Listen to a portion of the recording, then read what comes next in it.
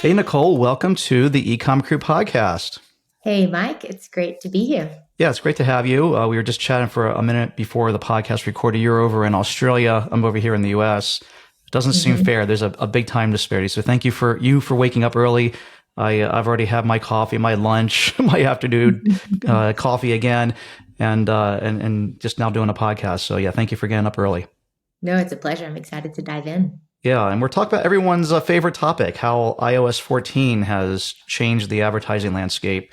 It's been a while now, so I think it'll be cool to kind of be able to look back and talk kind of from your perspective of what you've seen and what I've heard, what I've seen, because it is a different world out there these days. I miss the good old days from when we were building Color It and before the iOS 14 update, and it seemed like it was like shooting fish in a barrel, and things have gotten much more difficult Mhm. these days, like exponentially more difficult. I think it's interesting, Mike, how often like those changes. I mean, that was one change in the midst of COVID, but for e-commerce owners, there were so many changes. Like there's hmm just challenges erupted everywhere, from supply chain to logistics to the change in not being able to target the way that we used to. But I think there's a really interesting invitation there, which is obviously going to be part of our conversation today. Of like, okay, well, how do we accomplish that same means through, and the answer being creative strategy. And I think it's been pretty cool to be part of the e-commerce community. And entrepreneurs are my favorite breed of people because they have to be so resilient. And Yeah. you're actually kind of with the best place to overcome all of those challenges we just mentioned that erupted in the last 3 years, because you are daily putting out fires. And so building that mindset of like, where's the opportunity here? And I'm excited to get stuck into that today. Yeah, absolutely. Before we get too deep into it, I think it's always good for people who haven't heard of you or your company or anything, like what you've been up to, kind of what you bring to the table in terms of expertise, why they should be listening today. Yeah, great. My background is in e-commerce myself. So before starting Marrow, which is my creative strategy, creative first e-commerce growth agency, I actually have owned and operated 3 of my own e-commerce companies. So I could tell you a bit about that. It includes getting cease and desist letters from Oh, competitors in Europe, and you haven't um, run a business until you've had a C&D, so congratulations. thank you very much for Yeah, recognizing that. I think everyone listening who's experienced anything in the legal domain will know what it feels like. Literally, it's like a visceral response. It feels yeah, like a punch in the stomach when you it get does. those legal notices. Um, Especially when you haven't done anything wrong. It's one thing when you kind of got caught doing something that you maybe shouldn't have been doing, but when you've done nothing wrong and you realize that the legal system in this country can be weaponized to basically be whoever has more money wins, whether you're wrong or you're right. That's a pretty bad feeling, especially the first time you go through it. Because I sure didn't know any better. I always thought that right and wrong would prevail, but it turns out money and who has more of it kind of prevails in a lot of cases. yeah, exactly. There's a bit of strategy involved. So hmm yeah, it can be an adventure for sure. But yeah, when I left school, I actually went backpacking for a year, just as adventure seeking, was running Very with the cool. bulls and hitchhiking in Europe, and went to China to go work at orphanages, and was hunting in South Africa. I was just out for all different kinds of adventures. And that actually led me back, when I came back to Australia, where I'm from, to enroll in Arabic and philosophy. And the reason I say that, Mike, is because I think that gravitation towards like philosophy, I really have such an admiration and a passion for entrepreneurs and for business leaders who are pulling together organizational design and who need the support in all the different departments to do that successfully at scale. Because I think that you are constantly in that challenge solving mode. And so those tool sets of learning logic and how to structure arguments and how to find a way forward amidst ambiguity served me really well when I started my first company with one of my brothers. And we actually that introduced me to the concept of LTV, CAC, and Shopify, because we started a cat litter company. I'm allergic to cats, by the No. way. But we started a cat litter company, so it was a subscription play where we had these pet litter boxes that were all sustainable, that kind of arrived like a pizza box, and then you'd pop it up and you get 4 a month and you could recycle them. So that was in my early 20s, and I just grasped onto the concept of e-commerce and just loved it. And we were doing all the modeling of how do we do this at scale, running our own Facebook ads, dealing with, getting set up with 3PLs, et cetera. So that was a kind of a baptism by fire. And that company, we were actually one of the fastest growing Shopify companies that year in Australia. And so we shifted out. That I left the business with my brother and I went on to continue traveling. And then I got a call when I was in America to come back to Australia and start a company called Husky Cup, which is a reusable coffee cup made from waste. That company's done really well. They've had partnerships with major brands all around the world. We launched on Kickstarter and we 6x'd our goal within the campaign and reached the initial goal within the first 24 hours, which is insane, and Cool. tapped into distribution. Yeah, it was really cool. And and the great thing, Mike, was we met so many great people through that campaign that ended up being distributors in the UK and we were in South Korea and all of these amazing places. You said that was a coffee cup that was made out of like recycled material that it was like just a reusable cup or like a disposable cup? Yeah, I'll share my screen with you. Is that all right if I do that? Yeah. So anybody who's on YouTube, you'll be able to see the screen share. If you're listening on the audio version of the podcast, I'll help explain it. But this sounds interesting. I mean, it's kind of like the perfect product for Kickstarter. Like I think these types of things. And so Husky. Yeah, so HUSKEE for anyone out there listening. It's a dovetailing of the two words coffee and husk, which is the shell of the bean. So we took the shell of the bean, and this is the original range. And we took the shell of the bean and we created a biopolymer, basically. And what that did was create this really resilient, beautiful cup that's just won all these design awards around the world, basically. And that plugged into a swap and go system as well. So we built an app. So I was general manager there, and we scaled up to a team of about 20 people in 3 different countries and distribution in about 40 countries. And that we had product recalls and the whole shebang, Mike. So really, coming back to that legal space. And I take it that you're talking about using the shell of the coffee bean. So this is like kind of the waste of the coffee making process. And so this was just, interesting. Really interesting. And what's interesting is, again, if you're watching on YouTube, you're already seeing this, but some of the glasses and the coasters or the plates are translucent, which I was not expecting to see the images that were at the very top. The others are solid, but definitely pretty neat. And so these are, are these like machine washable or dishwasher washable and everything as well? So they're just like any other glassware, but they're made out of coffee bean shells. Correct. Interestingly enough, when we get to the meat of the conversation on the creative strategy side for Meta and TikTok advertising, we just ran through Marrow a messaging test for Husky on a part of our onboarding process, so we can really target people post iOS 14 for this product. And we found that dishwasher friendly was had the highest outbound click-through rates, which is typically our leading metric during that messaging test phase to generate the results. So we've just done some UGC stuff around that.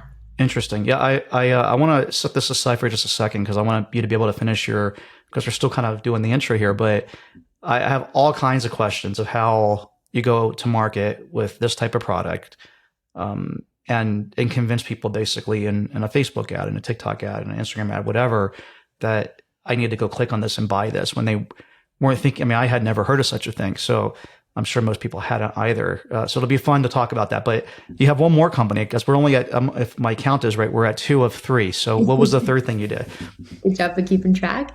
So the third one was wacky, Mike. I basically found myself in hotel quarantine in the midst of COVID. So Sydney had major response. Australia had a major response, and we locked all the borders down. I was in Australia when COVID started. I got out just in time. Oh, no way. Yeah, I was there I was there in January of 2020, and we left on January 30th, 2020, because I remember the date that I escaped. And I'm pretty sure that I had COVID while I was there, because we had come from Singapore. I didn't know what it was, but at the time, because no one was really talking about it yet, but I had all the symptoms of COVID. And by the time we finally got back to the US, we got diagnosed with pneumonia, because they weren't still weren't testing people for COVID yet. So I probably got people sick on the airplane, and in Australia, I went to the Australian Open. I'm sure the poor people that were sick, I just didn't know any better. you just at the time, we all came from this world of if you're sick, you just push through and, whatever. And now you think about things a lot differently. But yeah, it was, my time in Australia wasn't as pleasant as it could have been, but still had an awesome time. That's amazing. Yeah. Well, that's your public confession there, Mike. It One of is. the The original Australia co- government's probably mad at me now. I'm probably patient zero, and I got you stuck in a hotel in Australia. So how did that go? Yeah. So it was 2 weeks in isolation. You're not allowed to open the window or anything. They've got security guards outside the You can't outside the open the door. window. Yeah, you can't Who's even coming open up the with window. these rules? I swear, some of these things that we'll look back at them and be like, that's just I absolutely know. crazy. Yeah.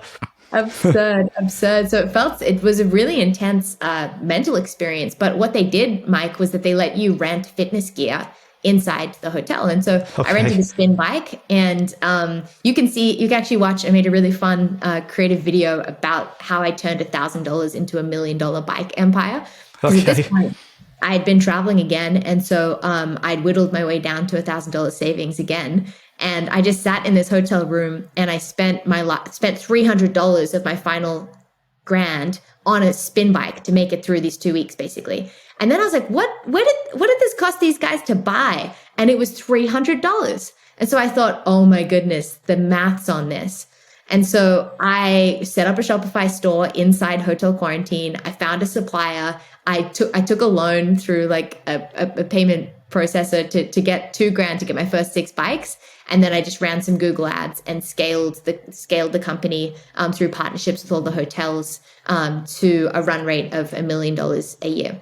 Wow. Yeah. I mean, that's definitely one of those right places at the right time type of things. Cause, I have friends that were in fitness equipment, and everybody all of a sudden like couldn't go to the gym, or they made like this New Year's resolution, or I guess, 1/3 of the year resolution or whatever, because it was about a third of the year done. Like, I'm going to get in shape while I'm stuck at home. And a lot of people bought home gyms or some sort of fitness equipment.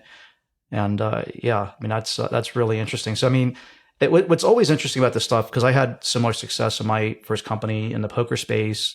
It's something that you're personally involved in. It's a pain point for you first, or something that you enjoy first, and it makes it so much easier to communicate that message, or understand your buyers, or put together ad creatives, or put the messaging together, because it's something that you're involved in, versus just doing it because the math. You're talking about the math and this, but like just because you know the stats or the math makes sense. It's not just that. It's something, you're stuck in this hotel room. You're probably going stir crazy. Like the only way to burn off Mm-hmm. steam is to have this bike, and Mm-hmm. then from that, it's like, well, everyone else should have a bike, and so it makes a lot of sense. Yeah, exactly. It makes it 1,000 times easier when it's really a problem that you yourself have faced. Hmm. Cool. So let's shift gears a little bit. I want to talk just about some of like the macro stuff for a minute, about like what you've been seeing with the iOS update. I guess either luckily or unluckily, I don't really know exactly how to look at it from my perspective. Partially luckily because I sold the company where we spent $1 million in Facebook ads. It was all pre-iOS 14, and it seemed very easy at the time. Looking back at it, targeting was super easy, attribution was easy.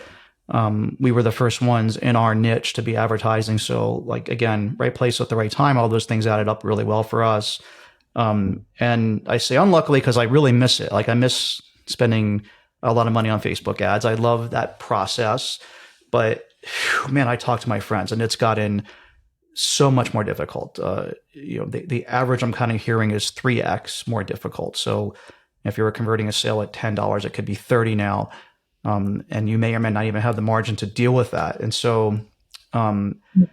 at a high level, let's just for those who have been hiding under a rock, what was the fundamental change, and why the change? Yeah, so I think there's probably actually a couple of forces at work that have led to that those changes you just described, Mike, of the new challenges and new costs for businesses advertising on these social platforms. One of them definitely was iOS 14, which has just basically Apple gave users the option to opt out of data sharing. So that was that they switched from a default of to actually allowing the customer to control their own privacy. And we used to rely on that data for targeting. So that used to be the old way that that media buyers and advertisers on these social platforms would target. And so that was a huge change, and it led to changes even in how data gets modeled on the platform, and so people had to adapt to cope with that. The other force at work was an influx of people onto these platforms as advertisers during COVID, when everyone started to sell online and need to sell online to survive as a business. And people having career changes. There was just the whole world was in upheaval, and competition became fierce. So that's driven up the cost of advertising. So there's probably a couple of forces there that have led to that real heyday of Facebook marketing, where you could throw up an ad and acquire a customer for $2. Yeah.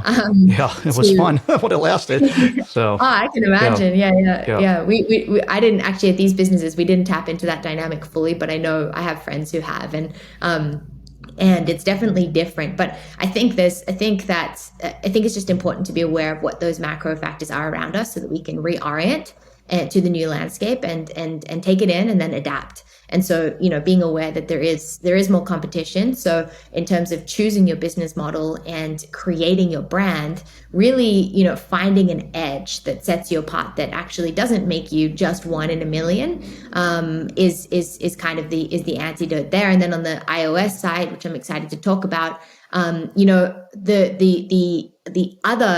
the other factor, Mike, is that these platforms like Meta, ironically, I believe, actually have more data at their fingertips than they ever did before. They just can't share it with us as advertisers because of these new consumer privacy laws. So what's the solution? The solution is that we leave the targeting side on the media buying to the algorithm, and we lean into the deep intelligence it has, which has actually grown to our advantage. And we do what only we can, which is put all of that effort into a creative strategy and testing plan. Yeah, I mean, I want to definitely dig into that more, but I want to get my piece out of the in the world of things I don't understand. Because there's, when I look at these large companies, I think in general, they've become pretty evil. I mean, like it's something like out of a Simpsons episode. And so anything that can be done to curtail them, I'm usually very much for. But when I look at something like ads, like, I mean, wherever I'm at, if I'm on Facebook, if I'm on Instagram, if I'm on Amazon, if I'm watching YouTube, if I'm watching TV, there's going to be ad units, right? Like the number of ad units are going to continue to increase. That's been something that's been pervasive through history. I mean, like when you think about newspapers, there are more and more ads until they kind of, it just became a little bit irrelevant. But we went from an era of the ads were very loosely targeted to highly targeted. So it's like if I'm watching any of those platforms or consuming those platforms, I'd rather get an ad that's at least tailored to me, that makes sense, rather than something that's for a female who's like 70. I mean, it doesn't, because you're watching TV at night, that's kind of the ad you would get, or, it would be somebody that just is completely not in your market versus, I almost kind of enjoyed my Facebook feed and the hyper targeted ads and some of the stuff I would get is like, wow, like how'd they know that that's like, and then you go buy it and, it's kind of a cool experience. I don't know, like why we would want to get away from that. Like it seems weird, like that data is not being shared. It doesn't seem like it's manipulative or causing harm to the person looking at the ads. They're going to be looking at some ad, like I said, one way or the other. And wouldn't it be better if they were getting something that was more hyper-focused? Yeah, I mean, I'm totally with you, Mike. I love it when I've been talking with a friend about a product and then, a discount for that product or a competitor that I didn't know about pops up in my feed. Like, I see that as being to my own personal advantage. It is spooky, but it's weird. Get used to it. Yeah. But I think the war there with iOS 14 was much more principles based than perks based. Yeah. And I think it was, do consumers have ownership over their own data or not? And I believe that's worth supporting. I'm not against that in any way. I'm only here to speak to e-commerce owners about how they can adapt to still be able to target like they used to, just through different means and practices, which is obviously all about what we do at Marrow, as well as supporting e-commerce owners in that way. Definitely. Hey guys, I wanted to pause this episode for just a moment to tell you about our sponsor, Portless. So how many times have you missed out on potential sales during the peak holiday season because you didn't have enough inventory in the right places? How much money have you spent on storing products domestically only to dispose of them afterwards because it's actually cheaper at that point in time? We can't completely rely on past inventory projections and pure luck, especially when it comes to the holiday season. So this is where Portless comes in. Portless ships your products directly from China to your customers. They're able to keep you in stock all through the holiday season without you having to pay costly storage fees in the process. This also means that you can say goodbye to the days of ordering inventory in bulk in advance. You'll have access to your factory's MOQs and can replenish fast-moving products in just 3 to 5 days. This will allow you to capitalize on demand and eliminate product wastage. With Portless, your precious inventory is ready for sale within just 2 to 5 days of being manufactured. This means no more waiting 45 to 60 days like in the old days for your products to arrive. Portless ships to over 55 countries from their fulfillment centers in China, and your customers will still enjoy an overall domestic experience with 6 to 8 days shipping times. And the last mile will have tracking numbers from trusted carriers like USPS, Royal Mail, and Canadian Post. And the best part, this is actually most likely going to be cheaper than your current fulfillment options. Portless is here to help you improve your gross margins by up to 40% by eliminating these fees and costs. Portless also gets your products to your customers on time while retaining a full domestic experience. And in layman's terms, what this means is whatever carriers your customers are used to getting in your country, they'll continue to use. And they can still conveniently track their orders on the same websites in the same ways that they're used to as well. And you as the seller get to keep any custom packaging that your customers have come to know and love and that you do to keep that premium experience. So visit ecomcrew.com/portless today and let them help you with your inventory and fulfillment needs. It really is just a good time to kind of break into that part of the conversation because the only thing constant is change. And, and the reality is we're at where we're at, right? Where this data is not being shared with us. The number of people on these platforms continues to, the hours consumed continues to increase. They're not going anywhere. And more and more sales are shifting to online. More and more people are figuring out how to sell online. So the competition, for e-commerce sellers is increasing because there's more people that are flocking to get those same number of impressions. And, if you're in a D2C world and you can't figure this stuff out, you probably are going to go out of business or struggle mightily. And so, when you think about 2023 and 2024 and beyond, what can people be doing to kind of shift the pendulum back in their favor? Yeah, no, that's an amazing question. I think, in terms of approaching the problem from first principles, beginning with a brand and a product that really solves the problem and that has margins that are going to work for you as the business owner.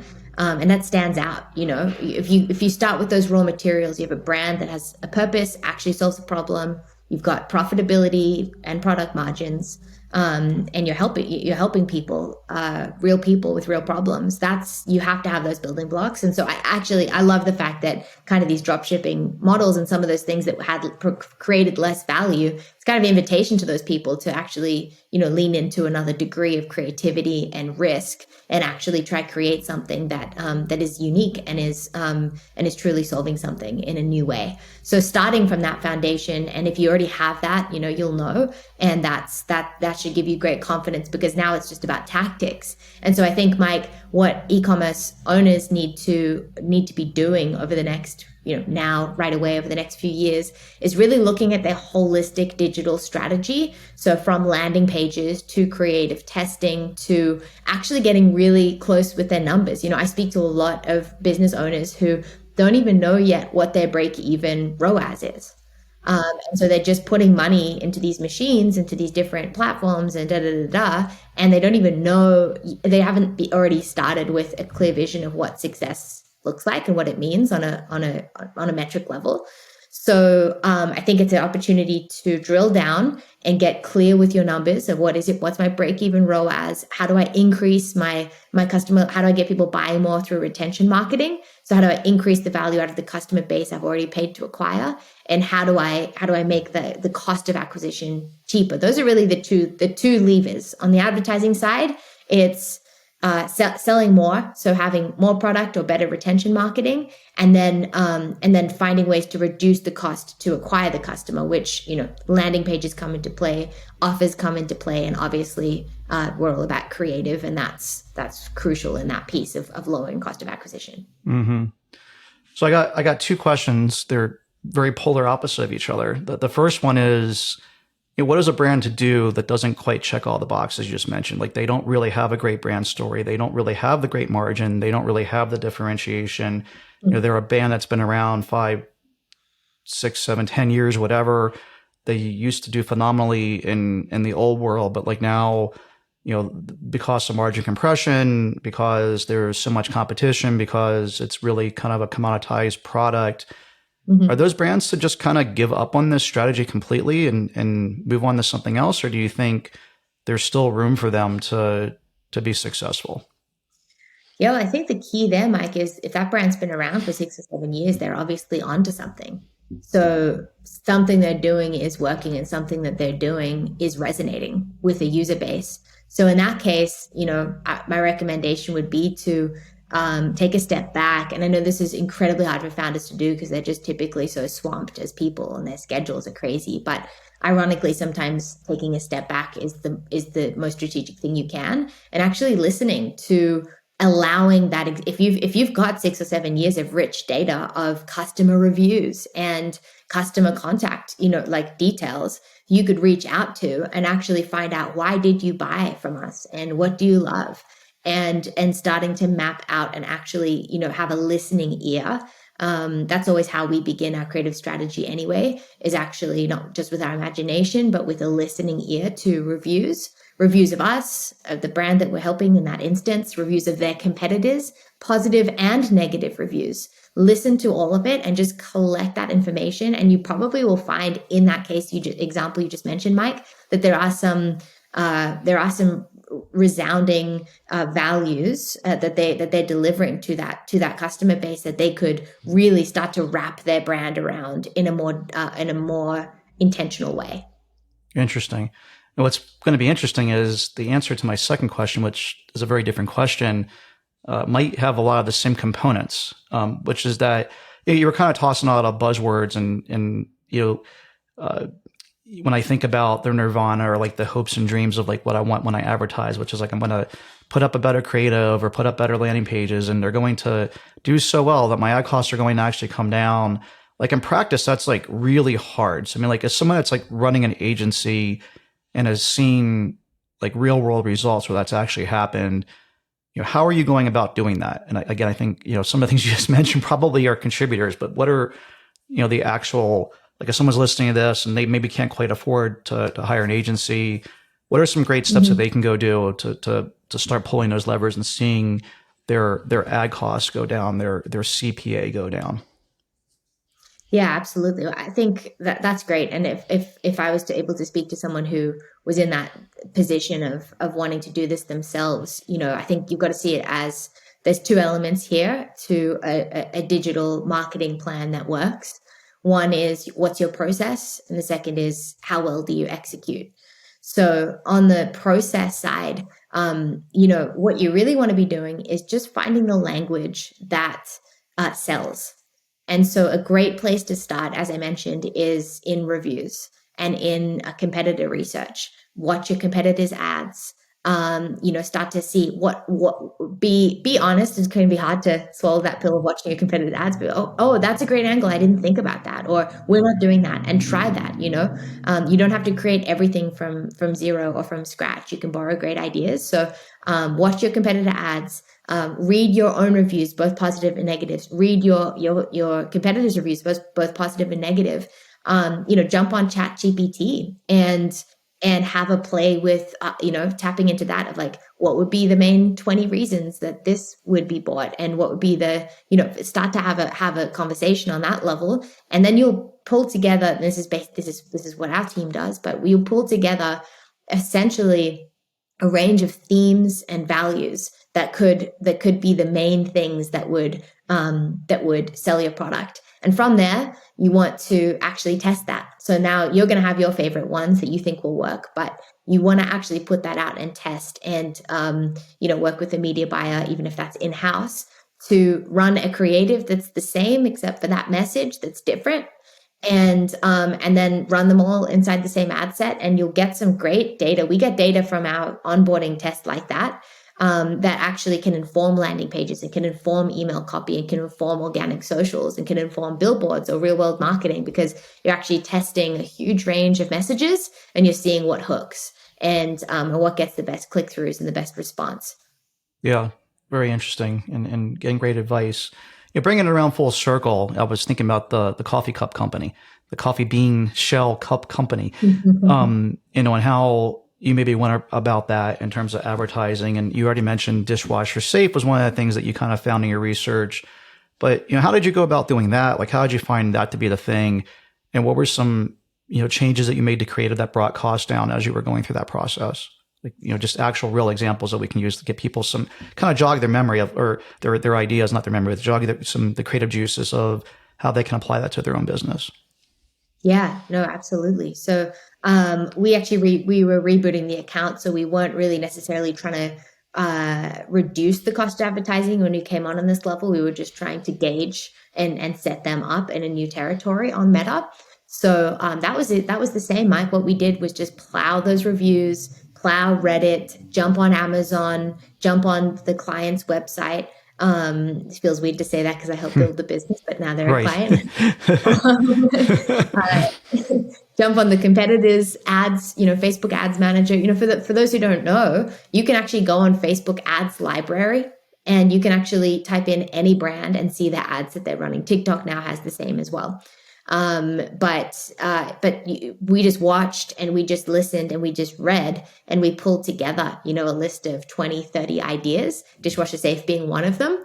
And we ran them on the same creative. You really want to control variables when you're doing a test. You don't want to get one image of the light colored cup and run it with one message, and an image of the dark colored cup with, we'll run dishwasher safe on this image, and we'll run, recyclable at end of life on this image. You don't know if you change the font size, if you change the image, what actually changed that result. So the best thing you want to do is standardize all other aspects of that creative, Mike, and just have that messaging test. Because really what you're doing when you're building creatives is you've got a message that's the core material, and then you're massaging that message through a format. Mm-hmm. And that format, it could be a sketch, it could be a TikTok comedic sketch, or it could be a classic problem solution UGC, or it could be a static, or it could be a GIF. But there's a message underneath that's universal, and that's what you're trying to discover when you're doing that initial test. Yeah, and it's all short form content these days, so the message has to be clear and concise, and be like a message, and not like trying to hit 12 different things, because you're going to lose people in their focus through that. So it's important to just be, hit home with one thing. If it's the dishwasher safe thing, great. If it's our planet throws away however many trillions of tons of coffee bean shells every year, and we've now recycled them, this is better for the planet, you can go target other people with that messaging. But not everybody cares about that. Maybe people just care, I can throw these things in the dishwasher, mm-hmm. And they're not going to melt like the Wizard of Oz, mm-hmm. or something. So cool. We're already over time, but I love to ask one question at the end. So I want to leave just a little bit more time for that. Because I feel like, as I'm talking to people and interviewing, the conversation goes where it goes. And I always end up not asking a really important question that I should have asked. So to close things out, what's one question I should have asked you today that I didn't? And what's the answer to it? Ooh, that's a great way of doing it. It makes it easy for me. It's like, it's the ultimate cheat at the end of the interview. I think something I'd love to provide some value in is just, what are some best practices for healthy creatives? So if you are looking to move your creative strategy, to actually implement a creative strategy, and then how to do that successfully, what's the best practice for healthy creatives? We've covered off a few of those elements, but there's a couple more pieces I'd love to provide, the listener base with. Sure. So what are some great best practices for your creatives? Hey, Mike, that's such a good question. This is brilliant. So after that research process and the messaging test, there's a couple of things that e-commerce owners can be doing to really make their creatives healthy. One is to have a clear naming system. And this sounds boring. This sounds like housekeeping, but similar to having a clear inbox folder system, it just lets you think clearly. And so actually developing a standardized naming system for your creatives, where you might have, the name of the talent that you used, the name of the angle you were testing, whether it was a GIF or a static. That's going to let you run reports in the future and down the line that will let you recognize trends more easily. So that's a bit of a boring one. It's kind of like floss your teeth, but it really works.